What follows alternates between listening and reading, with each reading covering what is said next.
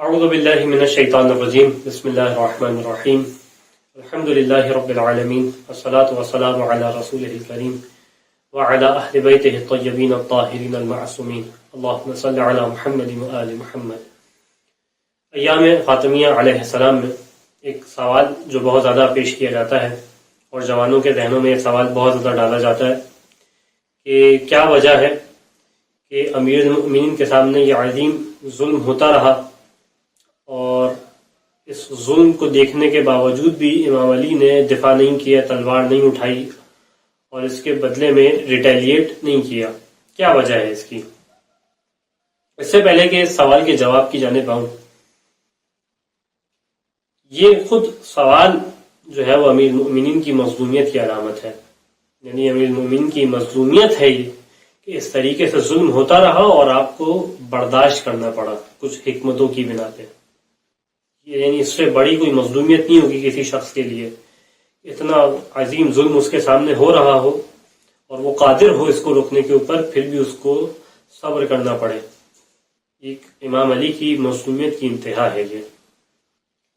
اس کے بعد اس جواب کو پہلے نفسی طور پہ پیش کرتا ہوں، اور اس سے مراد کیا ہے؟ اس سے مراد یہ ہے کہ اسی قسم کا قضیہ اور بھی کئی موارد پر ہمیں دکھائی دیتا ہے کہ جہاں پہ اشکال کرنے والا ان موارد میں اشکال نہیں کرتا لیکن آگے اس مورد میں اشکال کرتا ہے، اور وہ یہ کہ اللہ کے حبیب نے جب ابتدا میں اسلام کی دعوت دینا شروع کی اور لوگوں تک اسلام پہنچانا شروع کیا تو کئی مشکلات کا سامنا تھا، حتیٰ طائف میں اللہ کے رسول کے اوپر کئی پتھر برسائے گئے، لہو لہان کر دیا گیا اللہ کے رسول کو۔ اس کے علاوہ اور کئی مقامات پہ اللہ کے رسول کے اوپر کئی ظلم ہوا۔ اللہ سبحانہ و تعالی یہ تمام منظر دیکھ رہا تھا، اس بات پہ قادر تھا کہ اللہ کے رسول کے اوپر ظلم کرنے والے کو وہیں پہ ختم کر دے، لیکن اللہ نے یہ نہیں کیا۔ تو سوال کرے کہ کیوں اللہ نے نہیں کیا؟ کیا اللہ جو ہے وہ تمام ظلم کرنے والے کے ہاتھ کو شل نہیں کر سکتا تھا؟ اپنے حبیب کو لہو لہان ہونے سے نہیں بچا سکتا تھا؟ لیکن اللہ نہیں بچایا اللہ نے۔ تو سوال کریں کیوں نہیں بچایا؟ اسی طریقے سے اللہ کے رسول کے علاوہ باقی انبیاء کہ جن کے اوپر ان کی امتوں نے ظلم کیا، یہاں تک کہ بعض انبیاء کو امتوں نے قتل کر دیا، لیکن اس قتل کے باوجود بھی ہمیں یہ دکھائی نہیں دیتا کہ اللہ نے جو ہے وہ آسمان سے بعض امتوں کے اوپر عذاب بھی نازل کیا۔ لیکن جس وقت نبی کو قتل کیا جا رہا تھا اس وقت اللہ درمیان میں نہیں آیا، اور درمیان میں آنے کے بعد امت اور نبی کی درمیان حائل نہیں ہوا کہ نبی کی جان بچ سکے۔ تو سوال کریں وہاں پہ بھی کیوں نہیں کیا؟ اسی طریقے سے خود اللہ کے رسول، آپ کہیں کہ آپ خدا کو چھوڑیں بندوں کی بات کریں، تو خود اللہ کے رسول کا معاملہ اگر دیکھا جائے کہ ایک طویل عرصہ ہے کہ جو اللہ کے رسول نے اسلام کا اعلان کرنے کے بعد سے ہجرت تک گزارا اور ہجرت سے پہلے تک گزارا، اور وہ مکے کے اندر ایک مشکل دور تھا مسلمانوں کے لیے کہ جو لوگ بھی اسلام کا اعلان کرتے تھے کہ ہم مسلمان ہوئے، ان کے اوپر ظلم و ستم شروع ہو جاتے تھے۔ آسان دور نہیں تھا وہ، حتیٰ بعض افراد کے اوپر اس طریقے سے ظلم ڈھائے گئے کہ ان کو شہید کر دیا گیا، لیکن اللہ کے رسول نے سب کو برداشت کیا، اور برداشت کرنے کے بعد بھی اعلان جنگ نہیں کیا مکے کے اندر۔ حتیٰ حجر عسقلانی جو برادران اہل سنت کے انتہائی مشہور و معروف شخصیات میں سے ہیں، وہ اپنی کتاب میں کیا لکھتے ہیں کہ جب جناب عمار یاسر کی والد اور والدہ کے اوپر ظلم کیا جا رہا تھا، کان رسول اللہ یمر عمار و امہ و ابی، ان کے پاس سے گزرے، وہم یعذبون بالابطاح فی رمضان مکہ، اور ان کے اوپر ظلم کیا جا رہا تھا، مکے کی مٹی پہ لٹایا ہوا تھا، ان کے اوپر ظلم ہو رہا تھا۔ اس موقع کے اوپر بھی اللہ کے رسول نے ان کی جانب سے دفاع نہیں کیا۔ ایسا نہیں ہے کہ جو ظلم کر رہا تھا اس کے خلاف جو ہے وہ فوراً جنگ شروع کر دی، بلکہ کیا کیا؟ فَيَقُولُ صَبْرًا یا آل یاسر، کہ اے آل یاسر صبر کرو، تم موعدکم الجنہ، تم سے اللہ کا وعدہ جنت کا ہے۔ یعنی اس موقع کے اوپر بھی صبر کر رہے ہیں اللہ کے رسول، دفاع نہیں کر رہے۔ تو آپ سوال کریں نا اللہ کے رسول کے اوپر کہ کیوں دفاع کر رہے ہو، کیوں صبر نہیں کر رہے؟ اس کا مطلب ہے کہ بعض ایک مقامات ہیں جہاں پہ حکمت کا تقاضا یہ ہوتا ہے کہ جنگ نہ کی جائے بلکہ صبر کیا جائے. یہ تو اس کا جواب نقضی ہو گیا، یعنی کہ جو آپ اشکال کر وہی کئی موارد پہ پایا جاتا ہے. اب آتے ہیں جواب حلی کے پاس کہ جواب حلی کیا ہے اس کا. اور تو جواب حلی میں پہلی بات تو یہ کہ آپ سے کس نے کہا کہ امیر المؤمنین نے بالکل دفاع نہیں کیا اور تمام قضیہ ہوتا رہا اور امیر کائنات امیر المؤمنین ہاتھ پہ ہاتھ دھرے بیٹھے رہے اور یہ قضیہ دیکھتے رہے؟ ایسا نہیں ہے، بلکہ وہ کتاب، وہ بنیادی منبع جس سے یہ واقعہ ہم نقل کرتے ہیں کہ کتاب سلیم ابن قیس ہلالی نے جو کتاب لکھی، جو اسلام کی تاریخ کی اولین کتب میں سے ہے اور جس پہ ہم باقاعدہ تکیہ کرتے ہیں، جس کو ہم جو ہے وہ موثق کتاب مانتے ہیں. اس کتاب کے اندر جب روایت نقل کرتے ہیں اور یہ تمام قضیہ نقل کرتے ہیں تو اس قضیے کے فوراً بعد ایک جملہ کہتے ہیں، اور روایت کون کر رہے ہیں؟ جناب سلیم سے جناب سلمان فارسی روایت کر رہے ہیں، جو کہ خود رسول کے نزدیک انتہائی مقرب ترین شخصیات میں سے ہیں کہ سلمان من اہل البیت، اتنا ایک عظیم مقام ہے ان کا.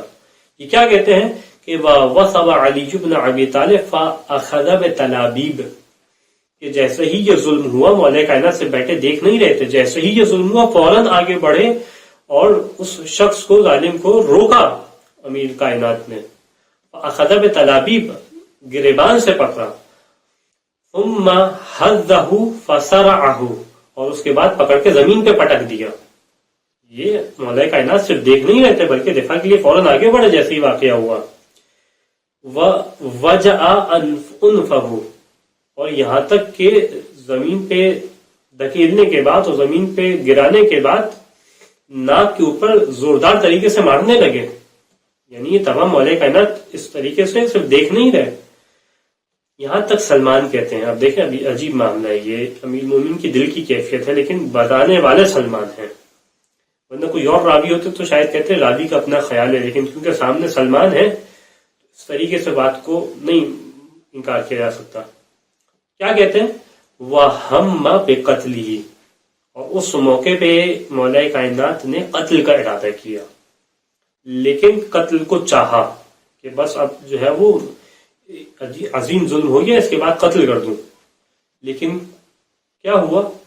فَذَكَرَ قَوْلَ رَسُولِ اللَّهِ وَمَا أَوْصَى بِهِ مِنَ الصَّبْرِ وَالطَّاعَةِ، لیکن اس موقع پہ اللہ کے رسول کا قول یاد آ گیا جو اللہ کے رسول نے وصیت کی تھی امام علی کو کہ صبر کرنا. اللہ کے رسول یہ صبر کیا، یہ قول یاد آ گیا اور وہ اطاعت کی وصیت یاد آ گئی، جس کی وجہ سے امیر المؤمنین نے اپنے ہاتھ کو روک لیا. اور اس موقع پہ امام علی نے ایک جملہ کہا، اسی روایت میں موجود ہے کہ لولا کتاب من اللہ سبق لا علمت انک لا تدخل بیتی، کہ دیکھو اگر کتاب الہی نہ ہوتی، یہ وعدہ نہ ہوتا تو تم جانتے کہ تم میرے گھر میں داخل نہیں ہو سکتے. تو اس کا مطلب ہے کہ امیر المومنین نے صرف اس وعدے کی بنا پہ اپنے آپ کو روک لیا. اور یہ وعدہ کب ہوا تھا رسول خدا سے؟ رسول خدا کی زندگی میں کئی ایسی روایات میں دکھائی دیتی ہیں جہاں رسول خدا نے اپنی زندگی میں مولا کائنات کو بیان کیا اور ان کو خبر دی تھی کہ میرے بعد آنے والے زمانے میں ایک عظیم مصیبتیں ہوں گی جو اے علی تمہارے اوپر نازل ہوں گی علیہ الصلوۃ والسلام، اور ان مشکلات میں تمہیں صبر کرنا ہوگا، ان مشکلات میں تمہیں صبر کرنا ہوگا. روایت ہے کہ جب اللہ کے رسول کا آخری وقت تھا اور آخری وقت میں جناب سیدہ سلام اللہ علیہ اور مولا کائنات علیہ السلام تشریف فرما تھے، تو ثم اقبل النبی علی علی، روایت کے جملے ہیں کہ رسول خدا مولا کائنات کی جانب متوجہ ہوئے اور کہا یا علی انکا ستلقی بعدی علی قریش شدہ، کہ اے علی میرے بعد تمہارے اوپر قریش کی جانب سے ایک مشکل آئے گی، ایک شدید پریشانی آئے گی، من تداخلہم علیک وظلمہم الیک، کہ جب وہ تمہارے اوپر ظلم کریں گے اور حملہ آور ہو جائیں گے. فَإِن وَجَدْتَ أَعْوَانًا عَلَيْهِمْ فَجَاهِدْهُمْ وَقَاتِلْ مَنْ خَالَفَكَ بِمَنْ وَافَقَكَ کہ علی اس موقع پہ دیکھنا اگر تمہارے پاس تم پاؤ کہ تمہارے پاس مددگار ہوں تو ان کی مدد سے تم اس موقع پہ قتال کرنا، اور جو تمہارے خلاف آئے اس کے خلاف جنگ کرنا. لیکن ان لم تجد اعوانا، دیکھو اگر تمہارا کوئی مددگار نہ ہو اس موقع کے اوپر، فاصبر علی اس موقع کے اوپر صبر کرنا، وکف یدک اپنے ہاتھوں کو روک لینا. یعنی اللہ کے رسول اس کیفیت کو سمجھ رہے ہیں کہ تمہارے اوپر کیفیت کیا ہوگی، تمہارے ہاتھ کے اندر کس طریقے سے جو ہے وہ ایک بے چینی ہوگی. یا علی کف یدک اپنے ہاتھوں کو روکے رکھنا. اسی طریقے سے اسی موقع پہ جب اللہ کے رسول کا آخری موقع تھا علیہ الصلوۃ والسلام، آخری موقع تھا، تو ایک اور مقام پہ روایت طویل دکھائی دیتی ہے جس میں یہ جملہ آیا وَعَلَيْكَ بِالصَّبْرِ عَلَى مَا يَنزِلُ بِكَ وَبِهَا کہ علی کہ جب تمہارے اوپر یہ ظلم ڈھایا جائے اور اس کے اوپر یعنی جناب سیدہ سلام اللہ علیہا کے اوپر یہ ظلم ڈھایا جائے تو علی تمہارے اوپر لازم ہوگا کہ تم صبر کرو. یعنی صبر کرنا تھا مولا کائنات کو. اللہ کے رسول کی وصیت تھی اور اللہ کے رسول کا وعدہ تھا امام علی کا کہ اللہ کے رسول کے ساتھ کہ اگر جب یہ موقع آئے تو تمہیں صبر کرنا ہوگا. لہذا امیر المومنین نے صبر کیا. اور یہ صبر کیوں کیا تھا؟ کیونکہ اللہ کے رسول سے وعدہ لیا ہوا تھا. اسی طریقے سے یہ صبر مولا کائنات کے لیے آسان نہیں تھا. خود امیر کائنات فرماتے ہیں، اور کون نقل کر رہا امیر کائنات کا قول؟ ابن ابی الحدید جو کہ علماء اہل سنت کے اکابر میں سے ہیں، وہ نقل کر رہے ہیں کہ صبرت وفی العین قضی کہ میں نے صبر کیا، لیکن کیفیت کیا تھی صبر کی؟ جیسے میری آنکھ کے اندر مٹی کا کنکر ہو. وفی الحلق شجا، کتنا مشکل تھا یہ صبر کہ جیسے میری حلق کے اندر ہڈی پھنسی ہوئی ہو. آرا تراثی نحبا، میں دیکھ رہا تھا کہ میری میراث، میری تراث جو مجھے ملنی تھی وہ تمام کی تمام لوٹ لی گئی. یہ سب دیکھ رہا تھا، آنکھ میں کنکر ہو، گلے میں ہڈی ہو، اتنا مشکل تھا صبر کرنا. لیکن امیر المومنین نے صبر کیا. اور اس موقع پہ سوال کیا جاتا ہے کہ حکمت کیا تھی صبر کی، کیا وجہ تھا کہ امیر المومنین کو رسول خدا نے یہ نصیحت کی کہ صبر کرنا. اس کے لیے آپ کے سامنے ایک چھوٹا سا قضیہ پیش کروں اور بات کو واضح کروں کہ امیر المومنین کے سامنے ایک دفعہ ایک قضیہ پیش کیا گیا، اور وہ قضیہ یہ کہ ایک بیٹے کو پیش کیا گیا، بچہ تھا، اور دو عورتیں دعویٰ کر رہی تھی کہ وہ اس کی ماں ہے. امیر المومنین کے سامنے ایک قضیہ لایا گیا کہ آپ فیصلہ کریں کہ ان میں سے کون کس کی ماں ہے، کون اس بچے کی ماں ہے. امیر المومنین نے حکم دیا کہ اس بچے کے 2 ٹکڑے کرو، آدھا اس عورت کو دے دو، آدھا اس عورت کو دے دو. تو وہیں پہ ایک عورت آگے بڑھی ان دونوں میں سے اور کہا کہ امیر المومنین اس کو پورا بچہ دے دیں اور مجھے میرا حق چھوڑ دیں. امام نے کہا کہ یہ اس کی ماں ہے. وجہ کیا تھی؟ کہ ماں دیکھ رہی تھی کہ میرے بچے کے 2 ٹکڑے ہو رہے ہیں.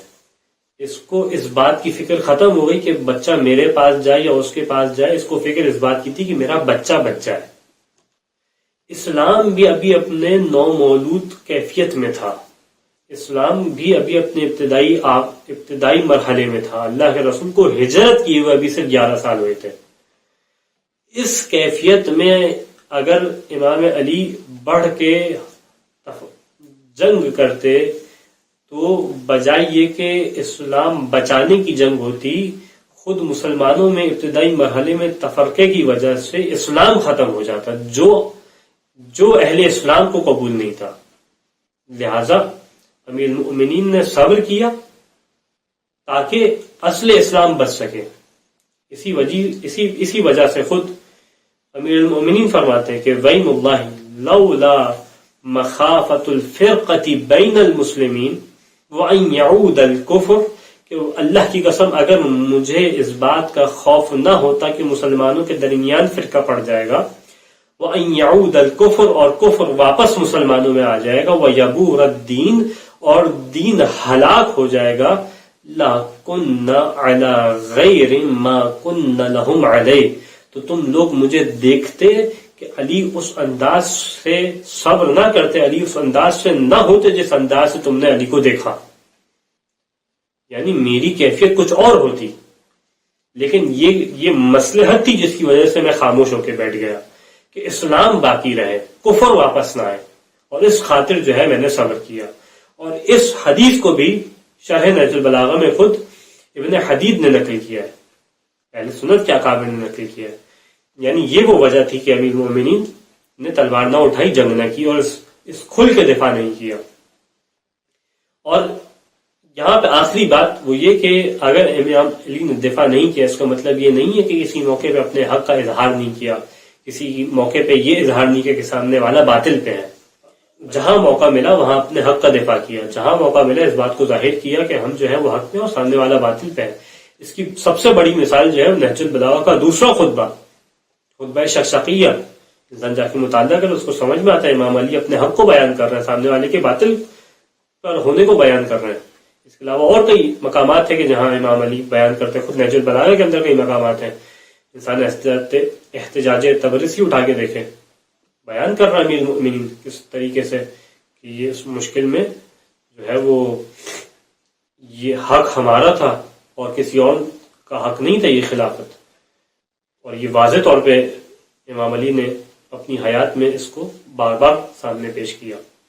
خداوند متعال سے دعا ہے کہ امیر المؤمنین کی اس مظلومیت کے صدقے میں جہاں بھی شیعان اہل بیت علیہ السلام رہتے ہیں ان سب کی حفاظت فرمائے، اور تجھے امیر المؤمنین کی اس مشکل کا واسطہ اہل بیت علیہ السلام کے مکتب سے جو قریب آنا چاہتا ہے اس کو قریب آنے کی توفیق عطا فرمائے۔